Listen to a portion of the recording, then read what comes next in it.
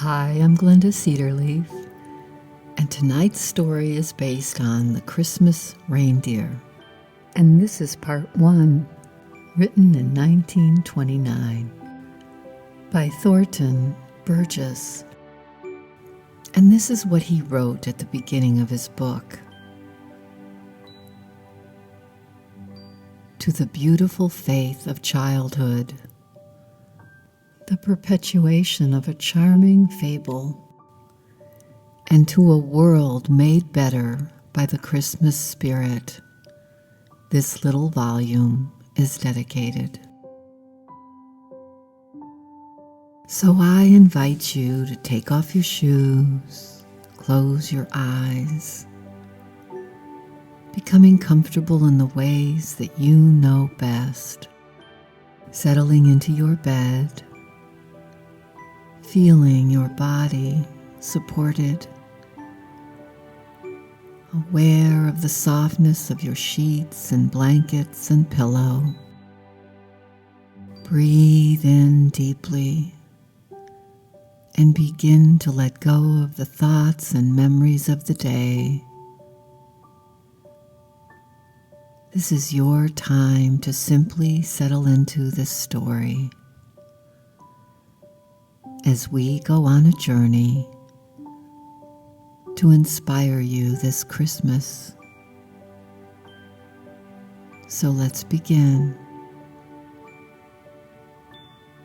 Far off in the land of Alaska, where the winter days are dark and the summer, the sun shines all day, there lived a little Inuit girl named Tuktu, which means caribou. And as you will see, caribou and reindeer were the focus of the life of this little girl. She also had a brother who was 2 years older. His name was Aklak, which meant great brown bear. Tuktu's mother was Anana. Her name meant soft, mild, gentle, loved by many, and that is exactly who she was. Anana loved her family and worked very hard making their food and creating all of their clothing, from jackets to boots to mittens and hats. Their father's name was Katak, and he was a herder of reindeer. During the winter nights, the herders from the village often gathered in Katak's house and shared with the children their interesting stories of adventures and unexplainable things. The story that Tuktu and Aklak liked the best was about the chosen deer of the Valley of the Good Spirit. This was especially true of Tuktu. She used to dream of that wonderful valley. She heard that the northern lights, the aurora borealis, came from that valley. Whenever she saw that river of lights moving and dancing across the sky in their vibrant shades of blue and green and pink and violet, she would feel as if she was in a dream. And then in that dream, she would imagine herself actually getting down into that valley where she could learn all for herself just what the mystery was all about. So you can imagine her delight when her father told her that she and her brother would be going with him to live for a week or two on the border of that valley. Tuktu tingled clear to the tips of her fingers and toes with little thrills of anticipation, excitement, and perhaps just a wee bit of fear. It was the fulfillment of a promise that their father had made to them long ago, that when the deer moved over from their summer feeding grounds to the valley of the Good Spirit, they should go with him to keep watch from a distance. Even her brother Aklak was excited, though he did his utmost not to appear so, as he trudged along behind his father, as if visiting the Great Spirit was an everyday affair. All day they traveled. That is, they traveled what would have been all day where you and I might live. It wasn't all day, though, because way up in Alaska, the sun never goes down during the summer. Eventually, they reached the hut that would become their home for this adventure. Tuktu was so excited just knowing that they were close to the reindeer that were grazing on the hill of the Valley of the Good Spirit. That night, after the evening meal, Tuktu begged her father to once more tell the story of the Valley of the Good Spirit and of the chosen reindeer. "Why is it called the Valley of the Good Spirit?" she asked. "Because," replied Kutak, "a wonderful and good spirit lives and moves there." "Has anyone ever seen him?" Aklak asked. "No," replied Kutak. "None but the deer people, and of these only the chosen ones ever go down into that valley, that we know. But we know that a good spirit lives there. For the deer that graze on the hills above the valley, they don't even need to be watched. They don't even need a herder there, because the good spirits protect them. And every year, 8 deer are chosen. They disappear for a while, and then the next year, they are returned to us. These deer are the finest sled deer in all of the north." "What would happen if one should venture down into the valley?" asked Aklak.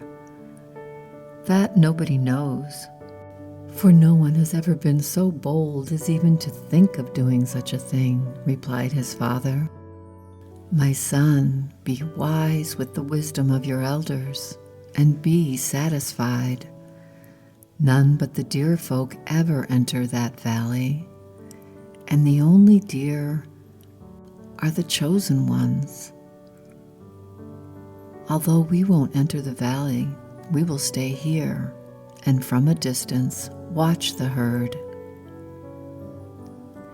"If it is such a good spirit," thought Tuktu, although she didn't venture to express her thought out loud, "why should anyone fear to go down into the valley?" And this is what she continued to wonder about as she fell asleep. The next morning, her father told the children about how the deer gathered and milled. When the deer milled, they had no fear. They would trot tirelessly in a huge circle as the bucks displayed their full strength and beauty. From time to time, as at a signal, one of these trotting deer would leave the circle and stand motionless just outside the curtain of colored mist. Then, when 8 of these deer were chosen, they would disappear in single file, walking off into the shimmering mist of the Kringle Valley to begin their southern migration. The herders knew that when it was time for the winter roundup to take the yearly count, that the 8 best sled deer in all the herds would be missing. They would be the ones that vanished, and herders who discovered that their deer had disappeared actually rejoiced, They counted themselves blessed with good fortune, knowing that their deer were not lost. They knew that when the great herd returned to Kringle Valley, the 8 deer would reappear, fat, sleek, and well cared for. They also knew that these deer thereafter would never mingle with the herd, for as long as they lived, they were now the finest sled deer in all the world. In the summertime, the pace was slower. Tuktu's family called it their lazy, happy days. She loved to roam about, picking flowers and plants that grew in such profusion. Her favorites were wild purple iris, purple fireweed, light blue forget-me-nots, brilliant green ferns, and tall cattails. She also loved being with the reindeer. She had a way with them that the older herders envied. She could go among the deer, free and unnoticed. It was as if she held some strange power over the reindeer, as if they had accepted her as one of their own. She could approach the most timid and nervous among the wilder members of the big herds. As for the sled deer, they might balk and strike at others, but never at Tuktu when she harnessed them. She loved them, every one, and seemingly they knew it. Her playmates were among the wild ones, yet they were not wild with her. Love has a strange way of making itself felt among the wild folk. And the soft heart of Tuktu was soft because of love.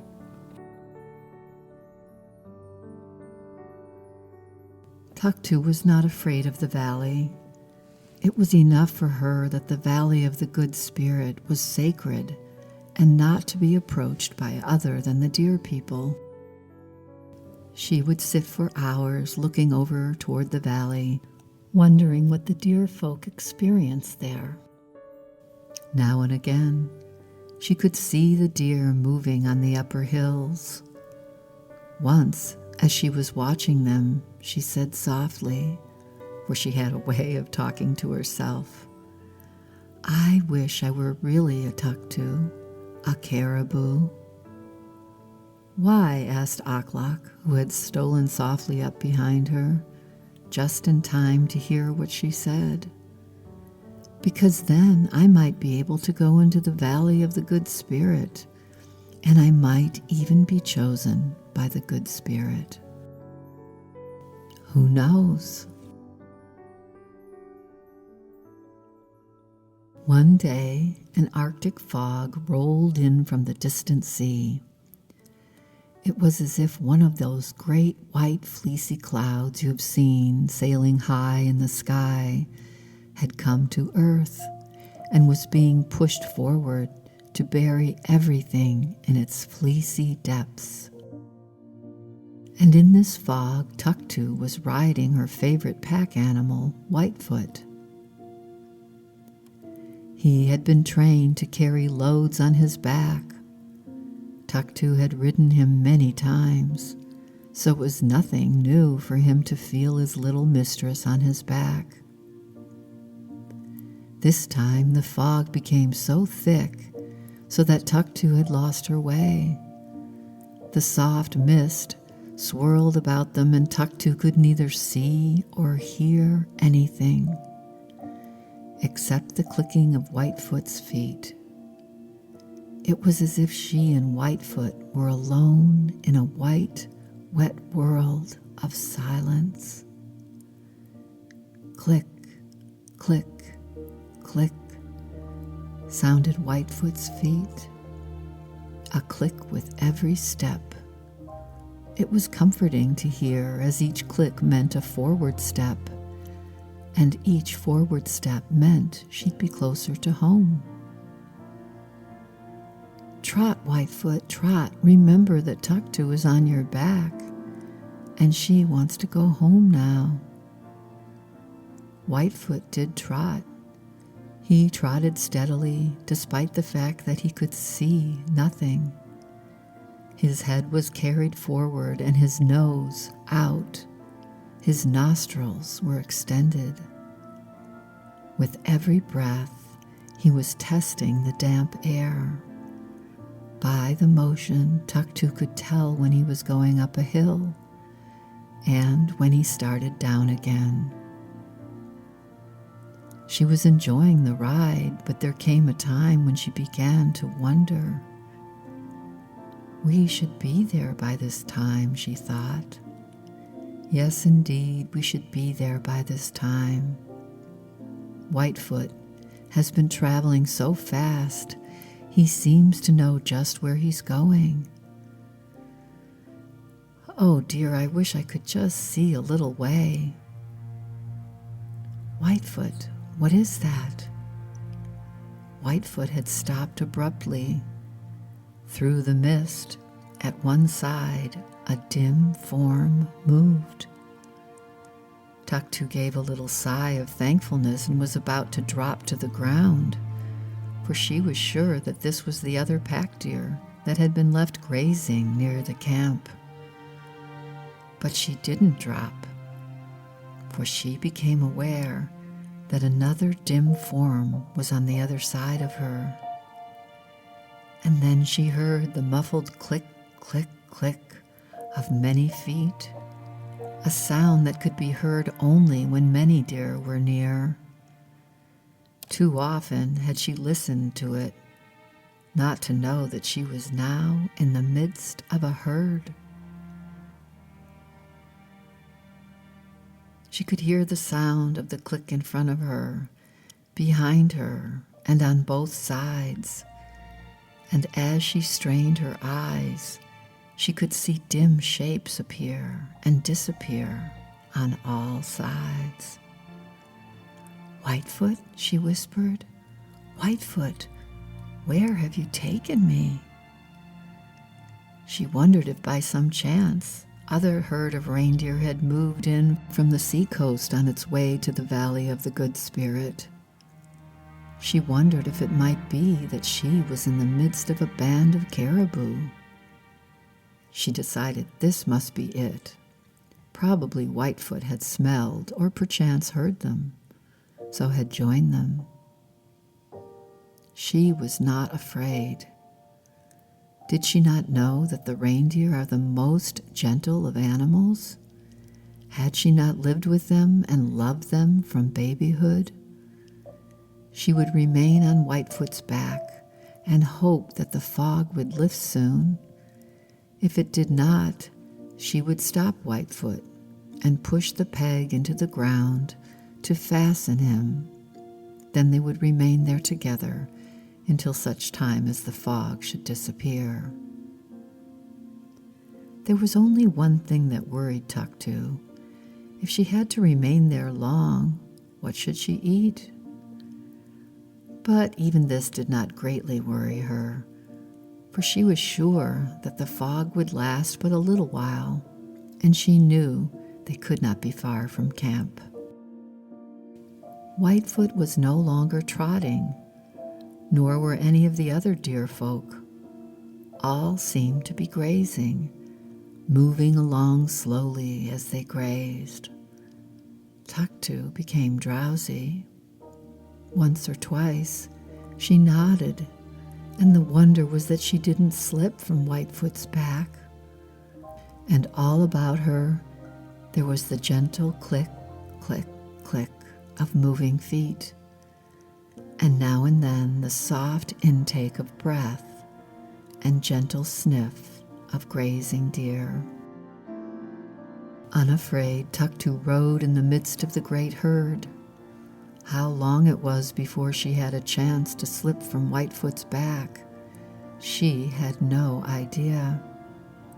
But presently, from sundry sounds, dull but unmistakable, which reached her through the fog, she knew that the deer were bedding down. They were lying down to chew the cud, as often cattle do. Whitefoot stopped. Tuktu slipped from his back. A moment later, Whitefoot lay down. Tuktu snuggled up against his back. Despite the dampness of the fog, she was conscious of a pleasant warmth. In a few minutes, she was asleep. And then Tuktu was awakened by the sound of a bell. She knew it was a bell because she had once heard a bell on a ship which had come in close to the shore when they were camped there. But this bell was sweeter, far than had been the bell on the ship, though that had seemed the most wonderful sound that she had ever heard. Slowly, she opened her eyes. Abruptly, she sat upright and rubbed both eyes with her knuckles. Her first thought was that she was still in the fog, but when she looked up, she saw there was neither fog nor cloud. It was only when she looked below that she saw a fog, and this fog was not like any fog she had ever known. It was a mist of many colors that shimmered and blended and parted and flashed as like the northern lights in the winter. And somewhere, hidden by that wondrous colored mist, was that silver bell. She was on the slope of a great hill. All about her, contentedly chewing their cuds, were the deer people. As far as she could see in either direction and across the sides of the opposite hill, the deer lay. She knew that not only was Kotuk's herd there, but also many other herds. Never had she seen such rich pasture. Never had she seen such flowers. And there were great masses of reindeer moss, lichens showing the season's growth. No wonder the deer people sought the hillsides of this wondrous valley. She caught her breath. It had come to her where she was. She knew that she was with the herd on one of the slopes of the Valley of the Good Spirit. It was just as she had heard it described around the winter fire pots, only far more beautiful. Tuktu rubbed her eyes. Perhaps this was only a dream. She put out her hand. There was Whitefoot contentedly chewing his cud. And Whitefoot was no dream. He was real.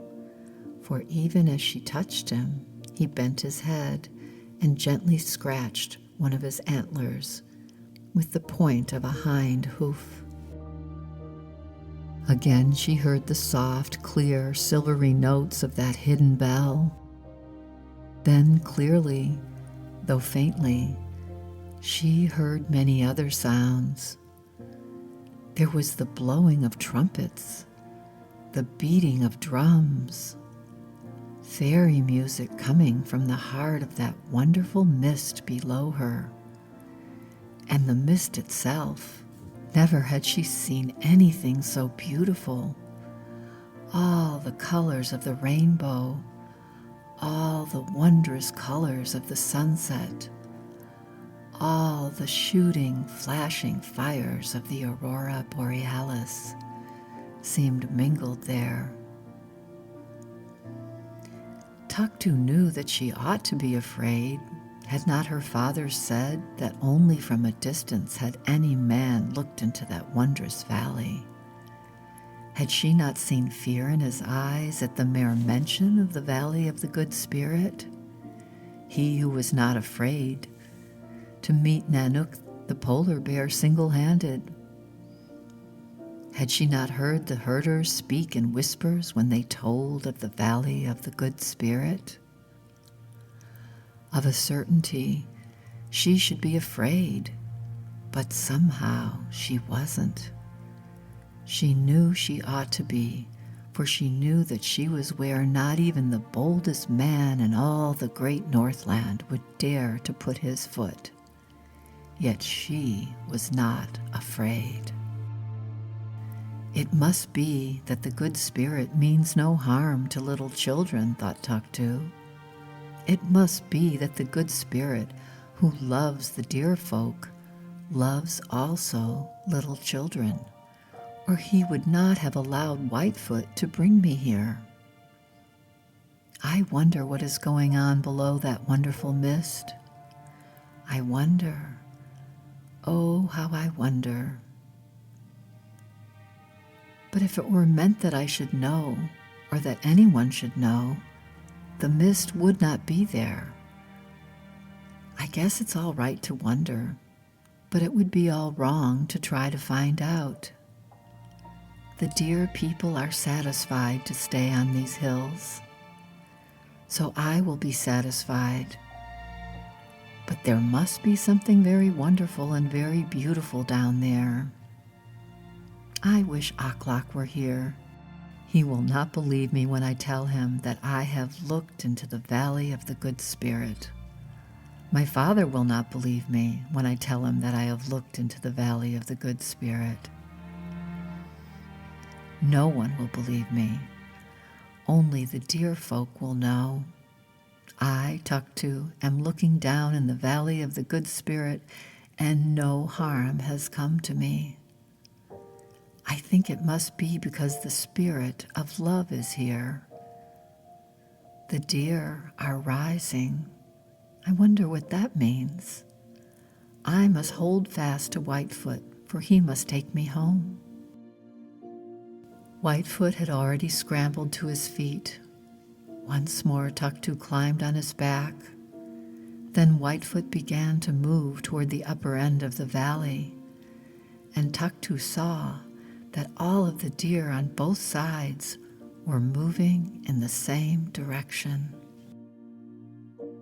They stopped and stood motionless. A moment later, they started trotting again. Tuktu had been on the far side at the upper end of the plain, farthest from the curtain of beautiful mist. Now, when she came around, she saw that standing just outside the edge of that many-colored curtain was a magnificent reindeer. He stood motionless, his head held proudly, displaying his wide-spreading antlers with many points. Once more the herd began to mill. Presently, it stopped as abruptly as before. This time, when Whitefoot brought Tuktu around where she could see, there were two deer standing motionless, one behind the other, at the edge of the beautiful mist. So it went on until 7 deer were standing there. Tuktu knew what it meant. She knew that she was looking at the chosen deer of the Good Spirit. She knew that one more was to be chosen. So far, she had not seen the choosing.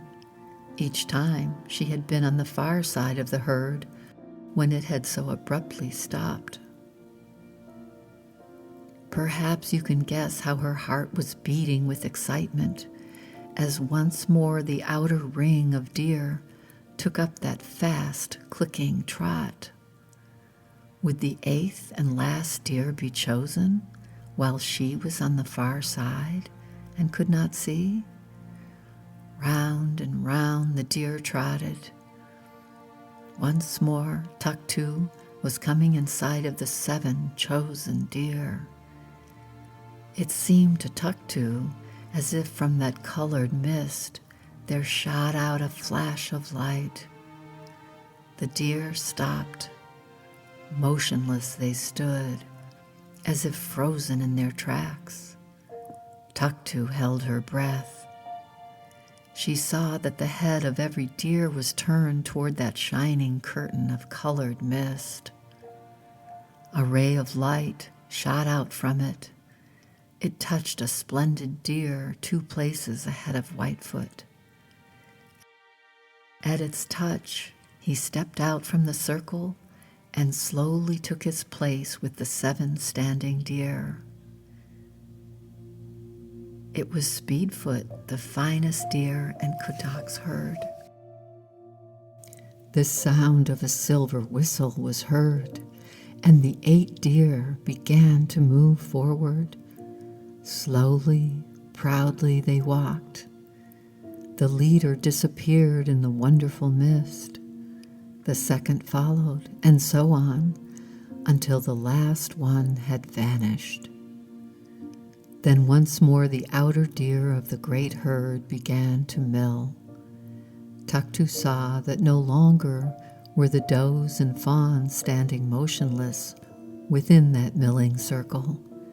They were all headed in one direction, and that was toward a low place in the hills leading out of the valley, a pass out to the great wide prairie. The time had come for the herd to leave the valley of the Good Spirit. Would Whitefoot insist on going with them? Or when they had left the valley, would he take her back to the camp? He was once more bringing her around to the point nearest the cloud of mist, wherein the 8 chosen deer had disappeared.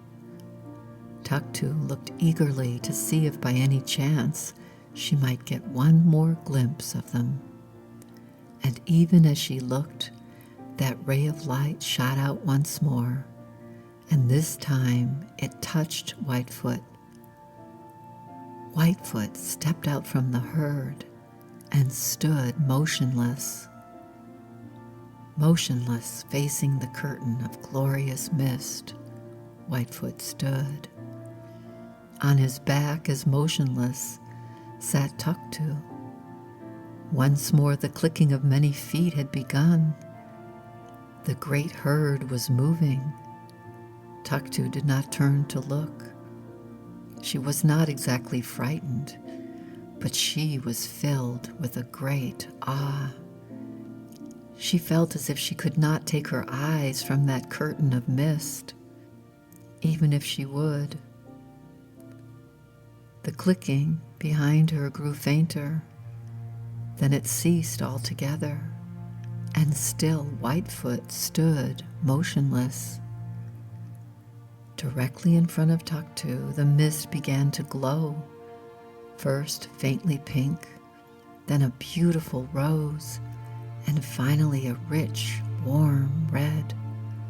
Tuktu drew a long breath and closed her eyes. When she opened them again, there stood before her one such as she had never seen before. He was all dressed in red. His hair was white, and he wore a long white beard. Never had Tuktu seen such a beard before. His eyes twinkled like the twinkling of the stars on a frosty night. Around them were many fine wrinkles. They were laugh wrinkles. He was laughing now. He laughed, and he laughed. "Hello, little girl," he cried, "hello. What are you doing alone up here? Have you come in search of your straying deer?" Poor Tuktu, she couldn't find her tongue. She knew who this must be. She knew that this must be the Good Spirit whom no one had ever seen. She felt she ought to slip from Whitefoot's back and bow herself at the Good Spirit's feet, but she couldn't move. No, sir, she couldn't move.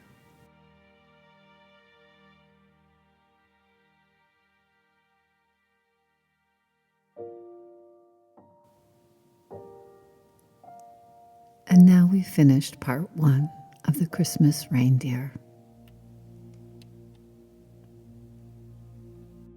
And I wish you sweet dreams and good night and happy holidays.